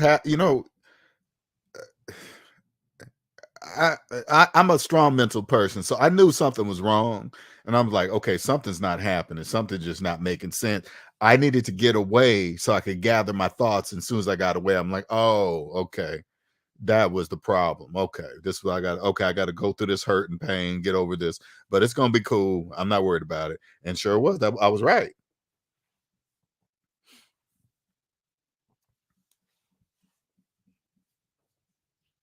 Man, see, even reading what you said, Lottery Guru, you telling me what you're really telling me is how that affected your father. You could see it, obviously. You don't want your sons. See, my sons, they never seen me like that. And I said to myself, your son ain't gonna be the first one. So I'm out of here. And I left. He's like, my she's been crying every day and da da da. Yeah, you'll know when you get older, because you're gonna go through. Trust me, he's gonna see some stuff, and he's only 10. He's gonna see some stuff. Anyone can become debt free, but change a narc. Yep, they don't change. They don't change. You're right, Omanike. They do not change. It's horrible. It does. It goes, Omanike, it goes the same way. It takes, in order to become debt free, it takes self accountability. You have to stop and say it's me. No different than being a narc. They have to stop, look in the mirror and say, wait a minute, it's me. I shouldn't be cheating. I shouldn't be lying to the people I love. I shouldn't be putting my hands on people in front of my children. My children are watching. I should not be doing that. I should lead by example.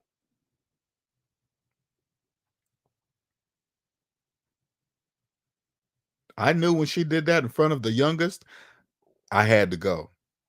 It was time for me to go. No, we're just talking about narcissistic people, not regular people.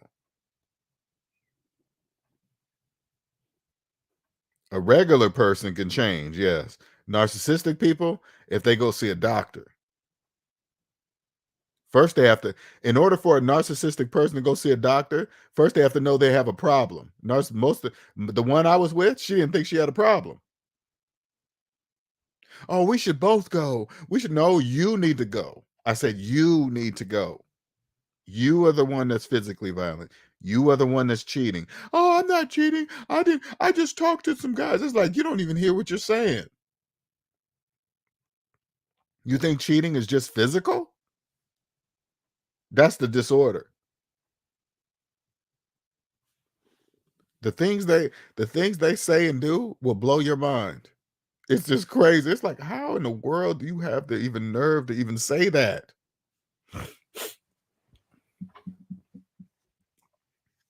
Now, now imagine this. Imagine this. Now, being in a narcissistic relationship, right?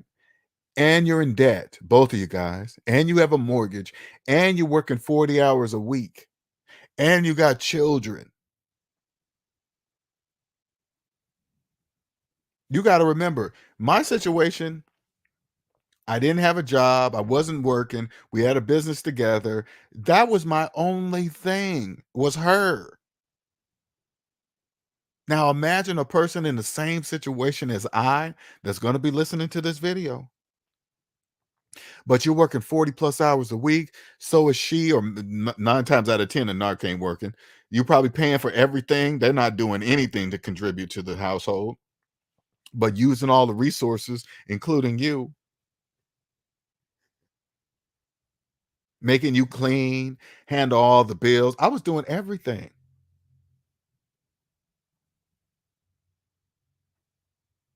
I think back now, even as I'm talking to you right now, there is no way I would do no. I would come to her and go up to her bathroom. I say, "You see that toilet? You better clean that. That is disgusting." No, you stop blaming your children. Stop blaming your 10-year-old son. He didn't do that. You did that.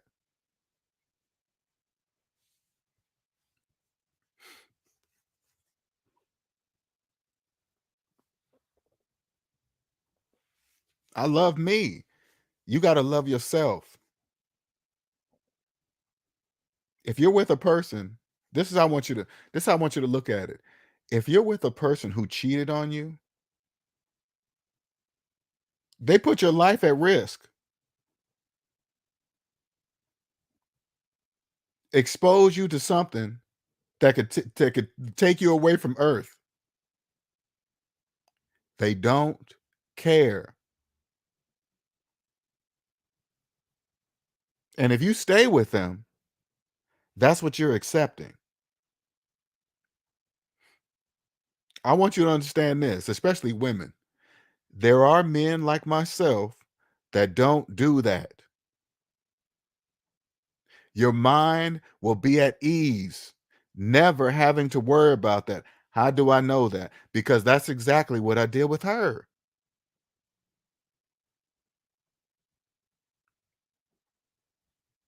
There are men, don't believe all the videos, don't believe all the men that looks, the only men that are faithful are ugly, and if they're fat and all, that's none of that is true.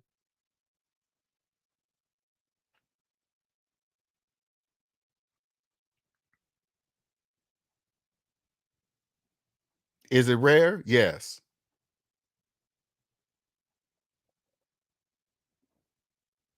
Being with her didn't change my mind. Oh man, I'm gonna do it to her. The last thing I was thinking, even though she was fooling around on me, the last thing I was thinking about is going to find me a woman. Nope. Turn me into you? No, I'm not doing any of that. Because if you go out and do it, now you're them. They turned you into them. So now they would you go mess around, they're gonna say, "Oh, you did it too." It's gonna give them more fuel to do it more because you entered their world where that's normal to mess around on the people you love.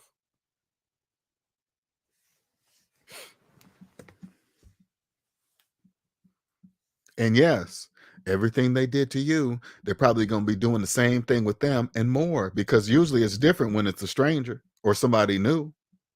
Everybody knows that. Everybody knows that.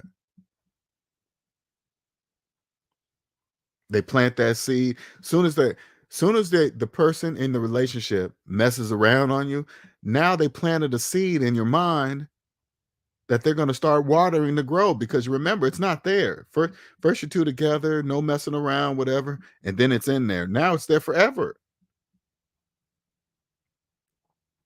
It's never the same. You might as well end the relationship right there because it's different now.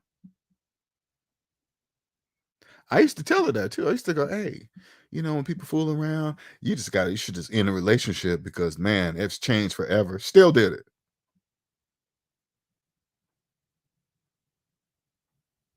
"Hey, if you do that, we got to break the business up," and still did it.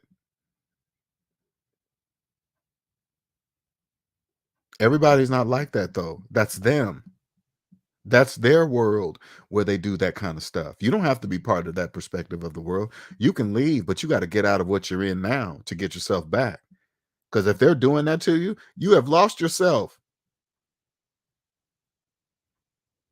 You probably don't do the same things you used to do, because this is what they do. They pretend like they love all the things you did when you first met, when they really don't. They're really jealous of. She was jealous of me. And then by the time that towards the end of the relationship, you don't do anything that you used to do.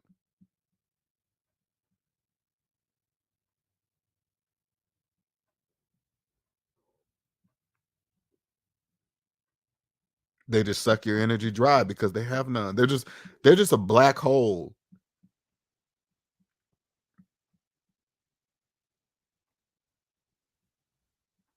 Sucking energy away from anybody who will give it to them. Because you guys got to understand, when I cut mine off, the reason why she was calling me, the real reason why she was crying and begging to talk to me, she wanted my energy. 6 years straight of communication to absolutely none.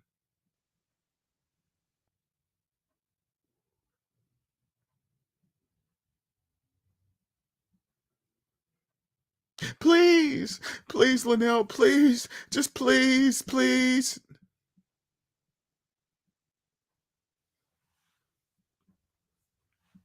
Wow, OJ, you're literally describing my childhood. I remember as a teen, our apartment was always dirty. The only time it was clean when we have guests coming over or we have an inspection. Ain't that Let me tell you something, lottery guru. The only time she cleaned the house when company was coming over. There is a pattern that they do.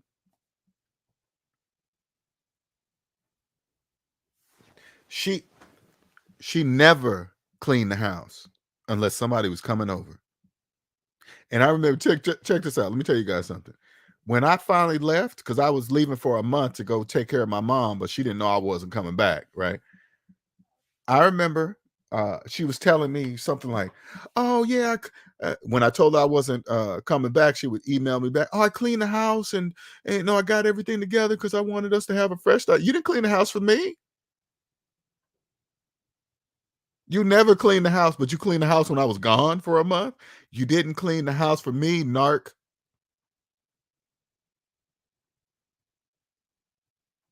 They think they're so smart, they're dumb. I know you cleaned the house for, and it wasn't for me. It's so crazy. You were a lot of. Let me tell you something. Anytime there was an inspection of the apartment, if there was company coming over, then and only then would she clean the house. Other than that, that house stayed dirty, dark, rugs dirty. If the only time the house was clean because of me, I get in here, these walls are dirty. I'm moving. She's like, we need to get these walls painted. You've been in here for like 15 years, and now you want to paint the walls when I get here? You want me to paint? Are you crazy? I'm not painting these walls.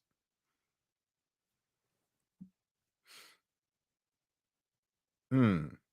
And see, when I was a kid, lottery guru, we had chores. My mom assigned us chores. There was no dirty house because she worked. She was a single mom, and we had chores to clean the house. Period.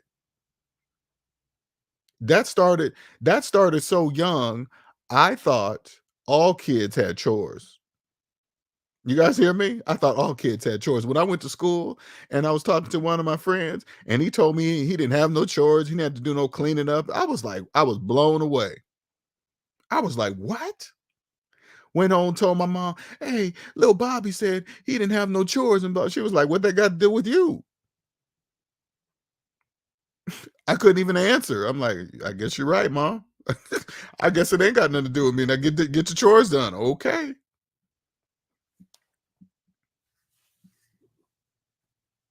I hated chores. Hated them.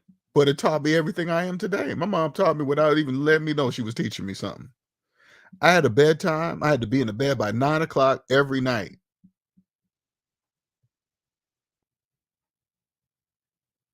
Period. Sometimes daylight savings time would, it wouldn't get dark to about 8 or 9. 9 o'clock came. It was still a little bit light outside here. My friends playing. I got to get to bed. I got to go. I got school in the morning. 9 o'clock.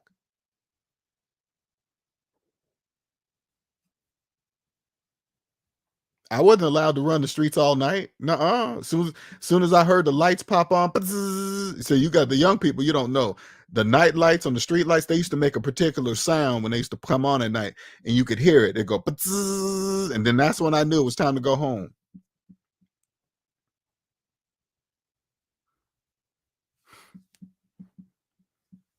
I hope you didn't let that affect you, Lottery Guru. And if so, man, just I'd probably go talk to somebody just in case. I'm not saying it is or isn't. I'm just saying, because I'm saying it in a way because I had never experienced, and this, I'm a grown person, Lottery Guru. I'm a grown up. I could defend myself. I could work for myself, and I was trapped in it. Now I can't even imagine. Well, let me tell you something, Lottery Guru. Let's go back. Well, she has an older son. He was quiet to himself. Always stayed in his room. Didn't really talk much. And I used to worry about it. I used to like, man, how come he ain't got no friends, or, what's going on? I knew something was going on in his mind, but I didn't know what. The only way I'm going to know that is talk to a grown adult that had a narcissistic mom or dad, tell them these things and see if they can give me some information on that. Exactly, Reigning Woman. That's exactly what I had. Exactly what I had. But at the same time, my mom was showing us love at the same time. Me and my sister had our own rooms. We had cable TV in our rooms with color TVs. It was the turn knob, but we still had it.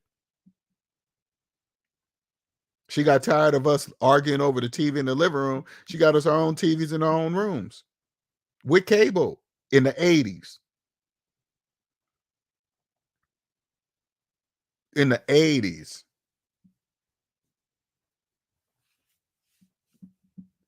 Even though we was living in the projects, Seattle type of projects. I want you guys to understand, it's not Seattle projects wasn't like East Coast projects. Okay, very different.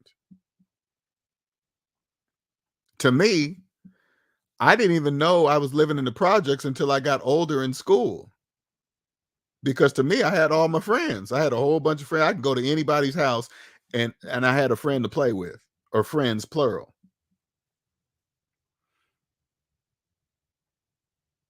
Oh man, Linnell, you live in Rainier Vista. I was like, so what?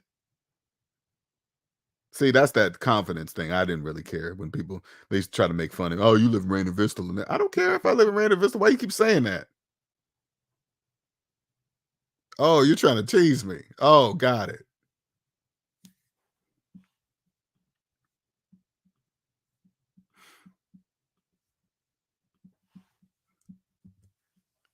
Put it this way, the man I am today, when I go places, I go to events, women are going to feel my energy when I walk into a room. I'm not going to say I'm walking in with the best clothes, some kind of pimp walk, whatever. No, just me. Just me. I'm not going to have that hungry look. I'm still a man. I still look at stuff. I like certain things. I still like certain things on women, but I just don't have that hungry look because I'm not hungry. Can you imagine how many times a day a woman sees that hungry look on a man's face? Every single day. See, men forget that. They think when they do it, they're the only one doing it. I make sure when women see me, I don't have that hungry look. I don't. That's on purpose. Even when I'm hungry.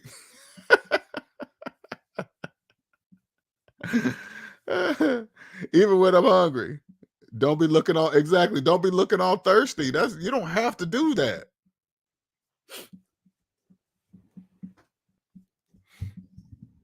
You don't even have to look at. You don't even have to do that.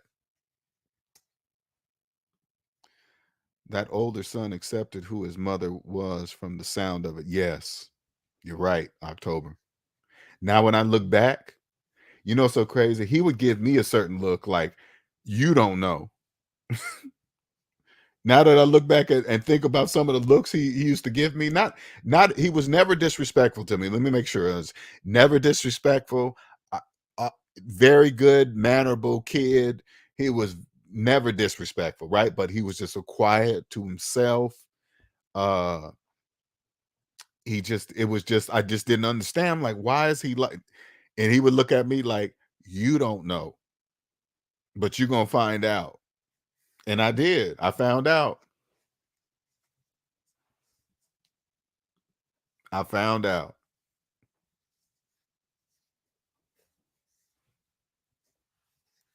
I feel for him now. Now I think about it, I feel for the kids. I didn't finish that lottery guru. The kids that can't do anything about it. They're helpless. They're reliant on their narcissistic parents for everything: clothes, food, rides, school stuff.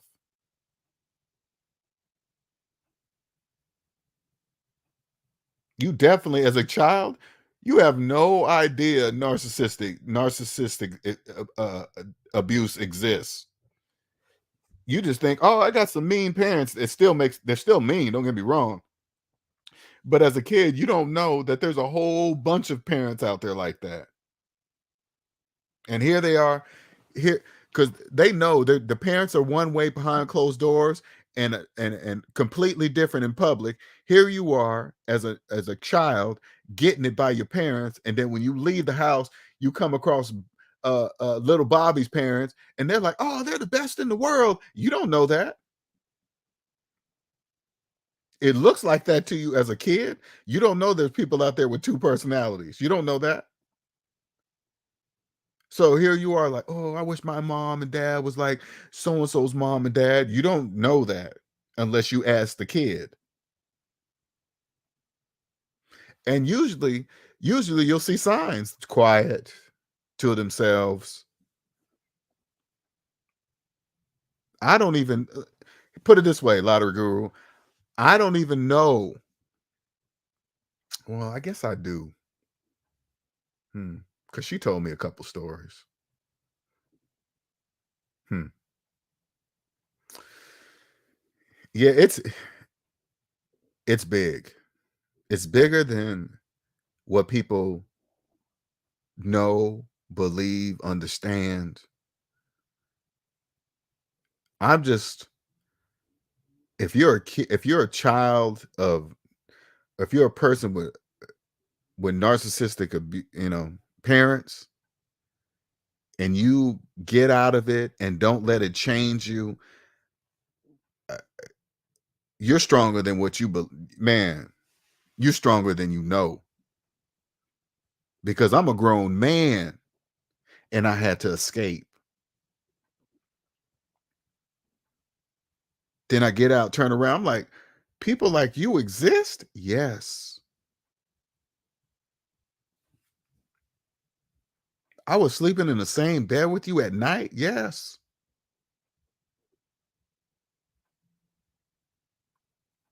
Red flags everywhere. And if you stack on work, kids, bills, on top of being marriage to a narcissist, oh, now, now when I'm out and about, say like you're in a crowd, because I know a lot of you guys do a lot of go out on a lot of couple dates, right? If you ever see somebody disrespect their spouse or their husband or wife in front of the crowd of people, that's a narcissist.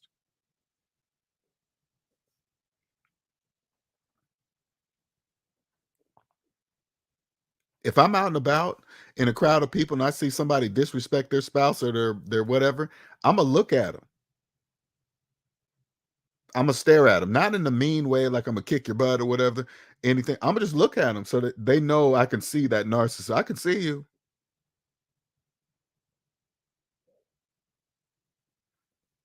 You stare at them, and it makes them uncomfortable.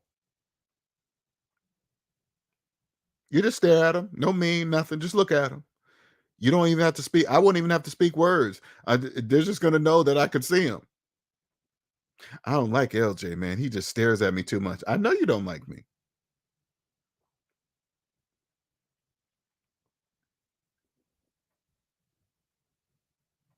Embarrass him right back in front of the crowd. They say something embarrassing in front of the crowd, you can say it right back.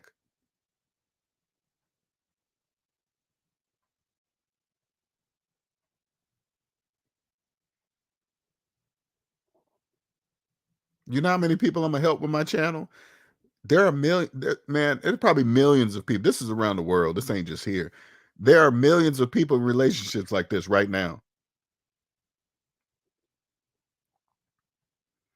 And they don't know, just like me, because they don't know that narcissistic people exist. Why is this person still cheating on me, and they tell me they love me? Because they don't care about you.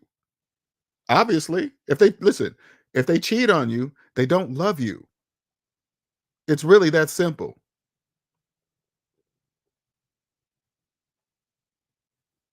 If they lie to you, they don't love you. Because people that love you don't lie to you.